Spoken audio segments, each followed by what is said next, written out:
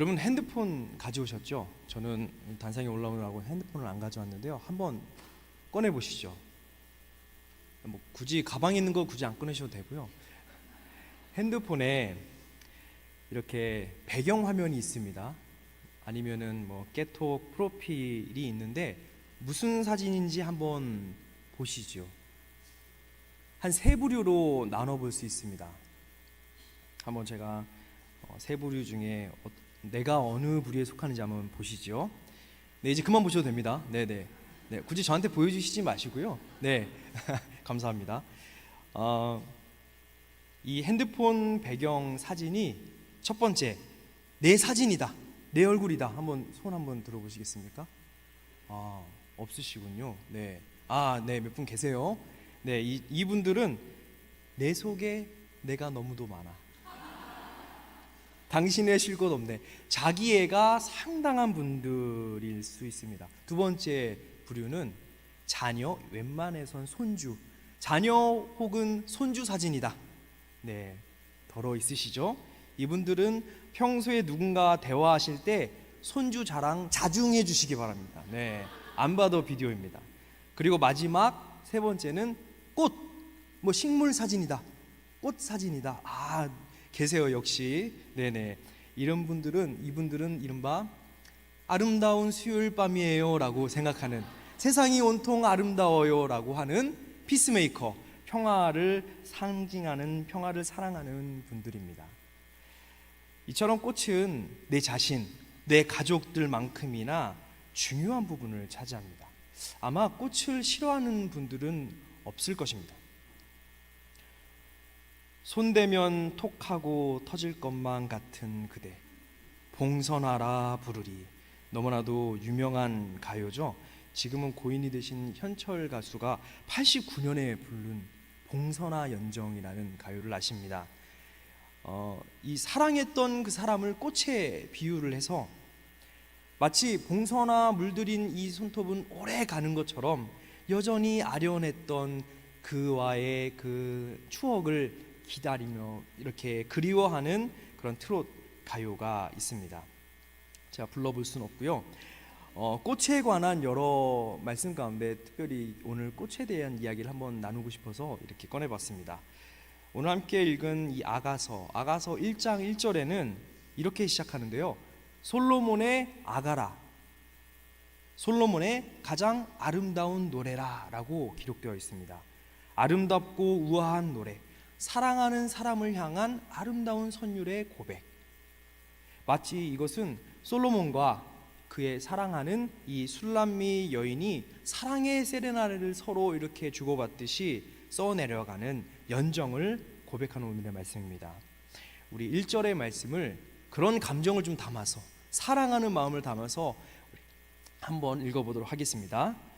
나는 사론의 수선하요 골짜기의 백합화로다. 아멘. 솔로몬의 사랑인 이 술람미 여인은 자신을 그렇게 스스로를 고백을 하는데요. 사론의 수선화, 골짜기에 핀 백합화와 같습니다. 저는 그렇습니다 라고 이 술람미 여인이 솔로몬에게 고백합니다. 여러분, 샤론 하면은 어떠한 이미지가 떠오르십니까? 뭔가 좀 아름다워 보이고 고풍스러운 그런 자태가 왠지 샤론 같지 않습니까? 그런데 실상은 알아보면 이 팔레스타인 지역의 한 지역인데 그냥 드넓은 평원을 사론 평원이라고 합니다. 그 넓은 평원에 핀 꽃, 뭐 들꽃이라고 볼 수 있는 것이죠.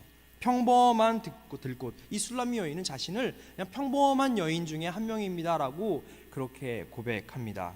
나는 그저 평범한 들꽃과 같습니다. 그 말을 들은 솔로몬은 이렇게 이어갑니다. 2절의 말씀, 또 솔로몬의 마음으로 한번 읽어보도록 하겠습니다. 여자들 중에 내 사랑은 가시나무 가운데 백합화 같도다.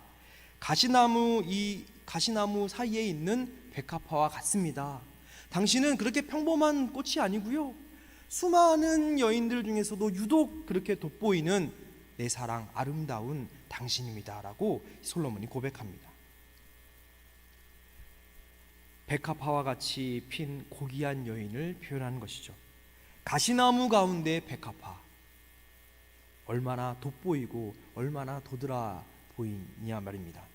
그랬더니 술람미 여인이 3절에 이제 이어서 받습니다. 3절은 제가 읽어드릴게요.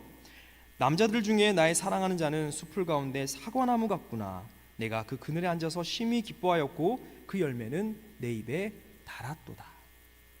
숲속 나무, 수많은 나무 사이에 이 사과나무, 팔레스타인 지역에서는 이 사과가 아주 귀하다고 합니다.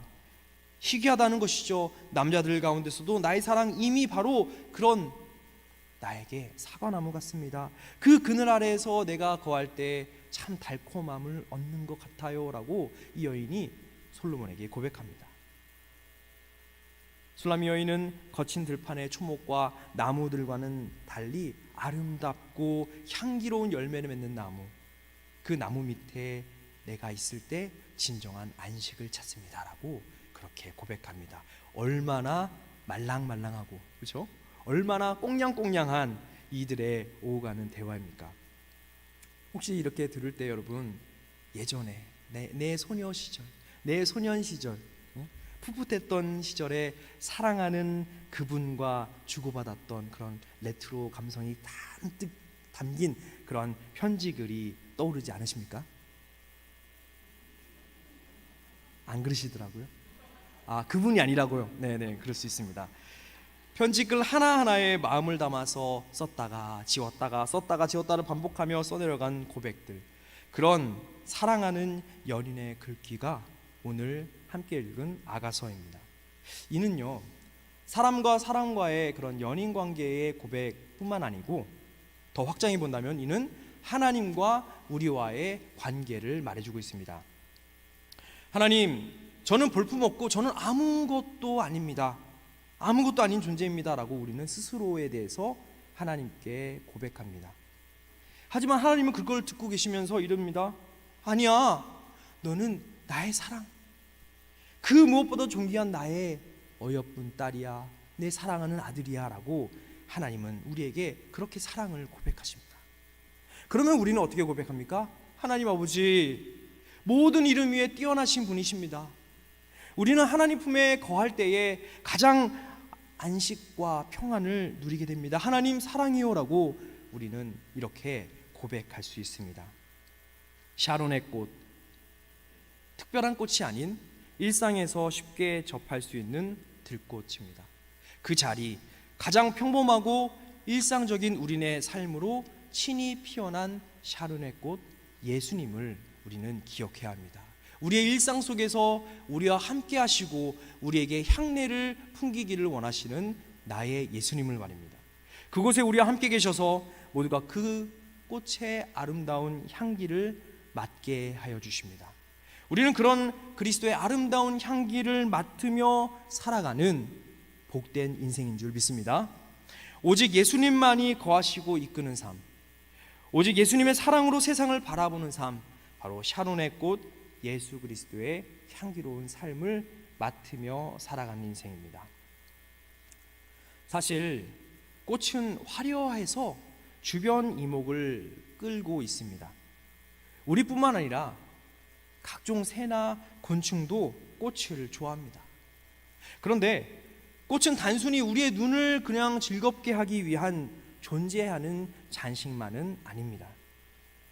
꽃은 자기를 과시하거나 뽐내기 위해서 그렇게 만개하는 것이 아니고요, 진정한 본질이, 목적이 그 안에 담겨져 있습니다. 그 꽃의 본질적인 목적은 생명입니다. 생명을 계속적으로 이어져 가기 위해 꽃을 피우는 것입니다. 꽃은 자기의 아름다움을 보여줌으로써 많은 곤충과 새들을 몰려오게 하고 그것들에게 향기와 꿀을 내어주면서 동시에 꽃가루를 묻혀서 생명 열매를 계속적으로 이렇게 파생하게끔, 낳게끔, 맺게끔 준비합니다. 꽃의 화려함은 순간의 영광으로 끝나는 것이 아니고 결국 씨앗을 남기고 열매를, 생명을 이어가기 위한 희생의 과정이 바로 이 개화입니다. 샤론의 꽃 예수님께서도 이 땅에 오셔서 그러한 생명의 꽃으로 저와 여러분에게 오셨습니다.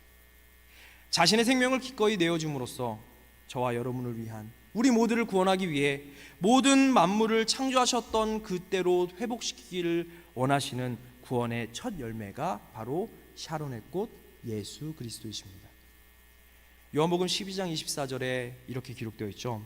내가 진실로 진실로 너에게 이르노니 한 알의 밀이 땅에 떨어져 죽지 아니하면 한 알 그대로 있고 죽으면 많은 열매를 맺느니라. 우리는 꽃을 보며 그 화려함과 향기에만 그렇게 감탄하지만 사실 꽃이 품은 진정한 의미는 자기 포기, 자기 내어줌, 자기 희생이 담겨져 있습니다. 그것을 통해 새로운 생명을 이렇게 더 확장해 나아가는, 더 많은 생명을 살리는 그런 역할을 한다는 것입니다. 그런데 그 생명을 이어가기 위해서는 꽃이 스스로 그렇게 퍼뜨릴 수가 없습니다. 전 세계 농작물의 3분의 2 이상은 꽃을 피워서 자란다고 합니다. 이들은 꽃가루를 운반하는 곤충에 의존해서 그렇게 생명 연장을 지속합니다. 우리가 쉽게 접하는 어떠한 그런 식량 가운데 감자, 당근, 피망, 호박, 이런 사과 이런 것들은요, 곤충들이 꽃가루를 옮겨 주어야 자랄 수 있습니다. 이렇게 꽃가루를 옮겨주는 곤충을 이른바 꽃가루 매개자라고 부를 수 있습니다. 만약 꽃가루 매개자 이 곤충이 없다고 한번 생각해 보십시오. 농작물은 둘째치고 이 세상을 온통 화려하고 아름답게 꾸밀 수 있는 꽃들이 다 더 이상 살 수가 없는 것이죠. 왜냐하면 그 자리에서 피었다가 질 수밖에 없기 때문입니다. 그렇다면 우리 핸드폰에 있는 꽃사진도 더 이상 없게 되는 법이죠. 물론 우리 가운데 곤충을 좋아하는 분은 많이 없습니다. 제가 볼 때 한 두 부류로 곤충을 좋아하는 사람이 있을 텐데, 한 부류는 곤충으로 박사학위를 연구하는 사람들, 아니면 저희 막내 아들 하운이 빼고는 아마 곤충을 좋아하는 사람은 없을 텐데요, 어디로 날아다닐지 어디로 튈지 몰라서 아무리 이로운 곤충이라 하더라도 우리에겐 해충으로 다가옵니다. 여름 내내 어떤 소리로 시끄러우셨습니까? 새벽부터 얼마나 시끄럽게 그렇게 울어대던지, 그렇죠? 지저댄다는 말이 맞는지 모르겠는데, 걷다가 얼마나 그 매미가 그렇게 큰지 몰랐습니다. 아니, 잘 피해 다녀야지 갑자기 얼굴에 부딪히면요 얼마나 깜짝 놀랐는지 모릅니다. 그런데 하나님은 그러한 쓸모없는 것 같은 곤충도 사용하고 계십니다. 누가복음 12장 28절에 오늘 있다가 내일 아궁이에 던져지는 들풀도 하나님이 이렇게 입히시거든요. 그 쓸모없어 보이는 그 들풀을 살리기 위해서, 그 들풀의 들꽃의 생명을 그렇게 확장 연결시키기 위해서 하나님은 꽃가루 매개자인 곤충을 사용하신다는 말입니다. 그런데 이러한 꽃가루 매개자인 곤충이 사라지고 있습니다. 과도한 살충제에 사용하고 또 가축의 대량 생산을 위해서 옥수수나 이런 콩 같은 단일 재배 작물이 증가함으로써 또 도시화로 인한 이 모든 생태계를 파괴시키고 서식지가 파괴되면서 곤충들이 빠르게 사라지고 있다고 합니다. 급격한 환경의 변화로 곤충의 개체수가 빠르게 줄어들고 있는데, 독일에서 최근까지 이렇게 자연보호구역을 날아다니는 곤충 종류를 파악해 보니 한 75% 정도가 감소하였고 40% 정도는 멸종위기 단계라고 합니다. 물론 곤충 가운데 우리한테는 혐오나 피해를 준다고 해충이라고 불리지만, 어디까지나 그것은 인간인 우리의 입장에서 해충이지, 실상 그 곤충들은요 꽃가루 매개자, 생명을 보존하고 전달하는 중요한 역할을 하는, 하나님께서 창조하신 이 생태계가 선순환될 수 있도록 도와주는 그러한 친구들이라고 할 수 있습니다. 아름다운 꽃들이 이곳저곳 만개할 수 있도록 도와주고요, 우리의 마음을 아름답게 해주는 아름다운 꽃밭을 그렇게 만들어주고요, 먹음직스럽고 달콤한 열매를 맺게 함으로 우리에게 우리의 삶을 더욱 윤택하게 만들어줍니다. 샤론의 꽃 예수 그리스도, 예수님의 아름다운 향기가 모든 곳에 퍼져나가기를 소망합니다. 예수님의 생명이 도무지 살아갈 수 없는 그곳에 다다라서 황폐한 광야가 아름다운 화원으로, 정원으로 꾸며진다면, 그리고 어두움이 빛으로, 또 상처가 회복으로, 슬픔이 기쁨으로 변화되기를 소망합니다. 샤론의 꽃 예수님 그 자체 되신 사랑의 복음은 누군가가 그 복음을 전하는, 다른 말로 하면 복음의 매개자가 되어야 가능하다는 것이죠. 복음의 향기는 퍼져나가야 그것이 향내내는 처소가 되는 것입니다. 복음의 물결은 흘러 지나가야 생명을 살리는 터전이 되는 법이죠. 복음은 담아둔 썩은 웅덩이가 아니라 복음은 흘러 넘치는 마르지 않는 샘물입니다. 우리 누가복음 10장 2절을 다 함께 읽어보도록 하겠습니다. 이르시되 추수할 것은 많되 일꾼이 적으니 그러므로 추수하는 주인에게 청하여 추수할 일꾼들을 보내주소서 하라. 아멘. 진정한 복음의 매개자가 필요한 오늘입니다. 생명의 꽃, 그 복음을 훼손시키지 않고 안전하고 온전하게 그 복음을 전하는 매개자, 복음의 이 매개자가 오늘 우리에게 요청하시는 것이죠. 아무리 꽃이 만개할지라도 꿀벌과 같은 꽃가루 매개자가 없다면 그냥 잠시 거기서 피었다가 황량한 딱이 되어버리는, 거기서 피었다가 죽어버리는 그런 상황이 되듯이 우리가 복음도 이렇게 적용해야 된다는 것입니다. 복음을 전할 수 있는 축복을 가지고 나아가는 그런 복음의 매개자가 많지 않다면, 없다면 하나님의 생명이 펼쳐지지 못하는 그런 영적인 광야가 더 많아지는, 황폐해지게 되는 것이고 결국 아름다운 주님의 숲을 찾아보기 어렵게 된다는 것입니다. 하나님은 하나님의 사람을 도구 삼아서 일하시기 원하시기 때문입니다.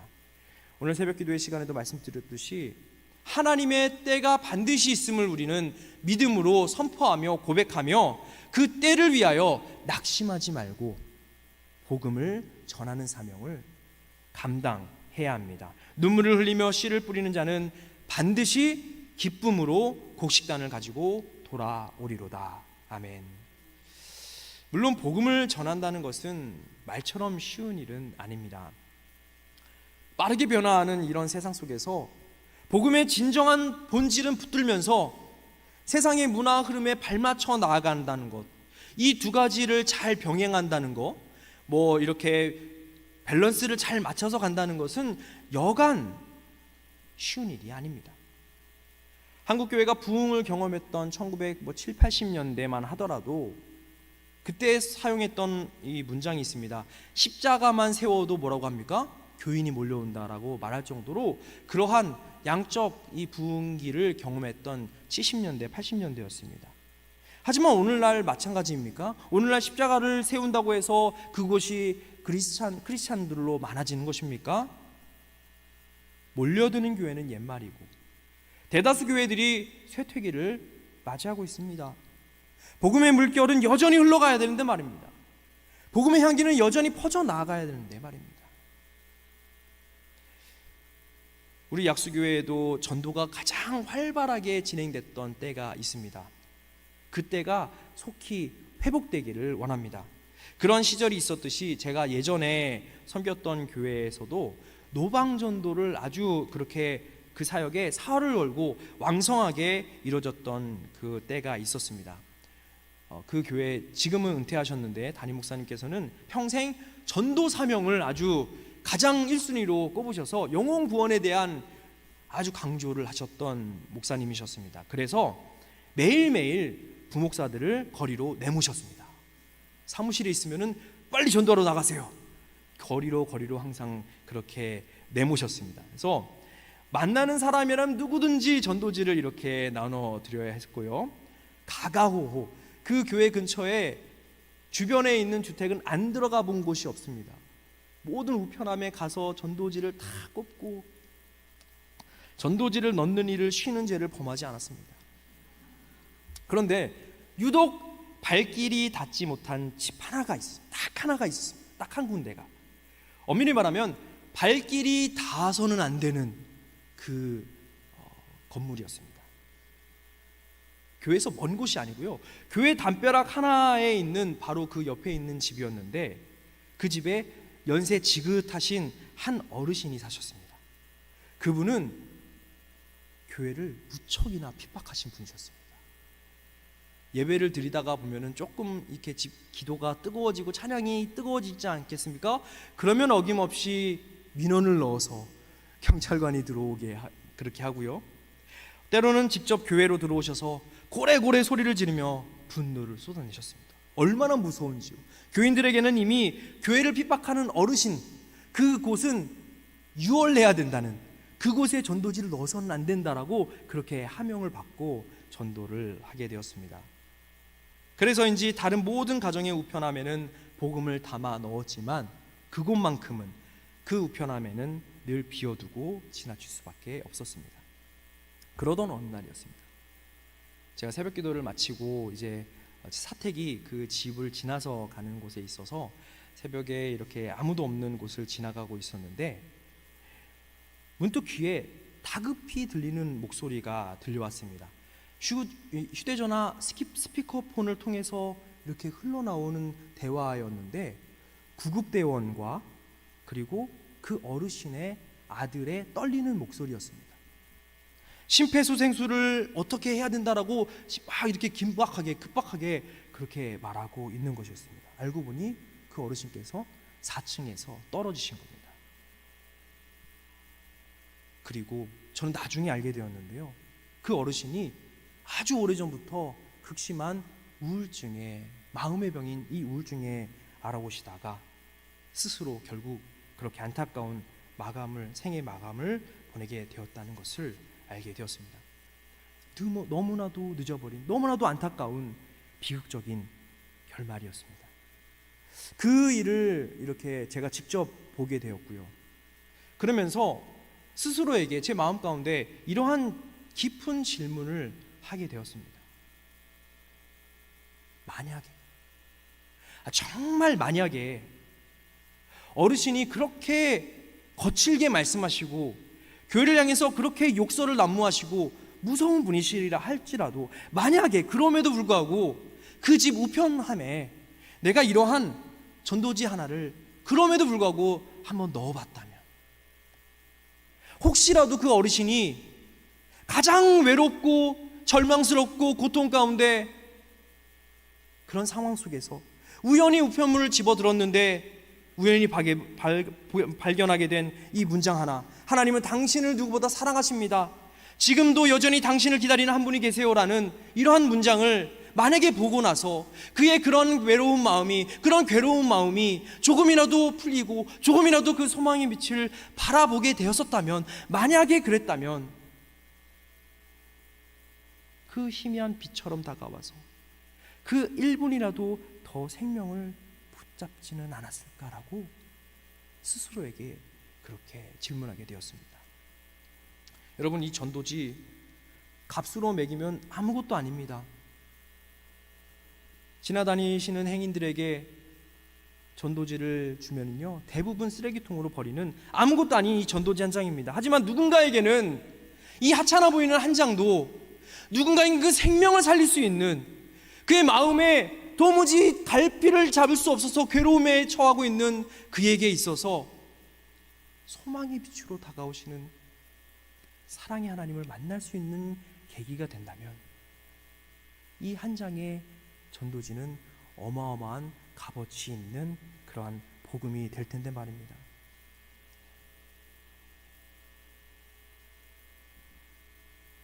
그때 마침 하나님께서 제 마음 가운데 이렇게 말씀하시는 것 같았습니다. 얘야, 너라도 그렇게 하지 그랬니? 라고 말합니다. 그 울림 앞에서 저는 감히 고개를 들 수가 없었습니다. 그 울림 앞에 너무나도 하나님께 죄송했고 그 어르신에게 너무나도 죄송했습니다. 복음을 전하지 못한 채 스쳐보낸 그 기회가 제 마음에 너무나도 무겁게 남아서 지금도 전도에 대한 예화를 할 때면 늘 이 이야기를 꺼내곤 합니다. 그리고 그 일이 일어난 해가 어떤 해였냐면요, 제가 목사 안수를 받는 해였습니다. 그 일이 있고 얼마 안 있어 목사 안수를 받게 되었습니다. 하나님께서 목회를 시작하는 제게 잊지 말고 늘 새기면서 살라고 주신 교훈처럼 여겨집니다. 사랑하는 여러분, 그저 꽃이 자기의 아름다움으로 끝나면 그냥 하나의 아름다운 꽃으로 피고 지는 것뿐입니다. 누군가가 그 꽃가루를 옮겨줄 때 비로소 새로운 생명이 이어집니다. 샤론의 꽃 예수님께서 십자가에서 생명을 내어주셨듯이 이제는 우리가 그 복음을 옮기는 복음의 매개자가 되어야 하지 않겠습니까? 오늘 하나님께서 우리에게 물으실 것입니다. 사랑하는 아들아, 사랑하는 딸아, 너라도 그렇게 해야 하지 않겠니? 라고 말입니다. 그 부르심에 여러분은 어떻게 대답하시겠습니까? 우리가 함께 이 부를 찬양으로 하나님 앞에 그렇게 고백해 보시는 것은 어떻겠습니까? 주의 보좌로 나아갈 때 어떻게 나아갈지 모르고 여전히 부족한 나임을 이 시간에 고백하며 그런 곡조 있는 기도로 하나님께 올려드리기 원합니다. 자격 없는 나의 힘이 아니라 오직 샤론의 꽃 예수 그리스도의 보혈을 힘입어 담대하게 복음의 매개자가 되기를 소망한다는 마음으로 함께 찬양의 자리로, 기도의 자리로 나아가겠습니다.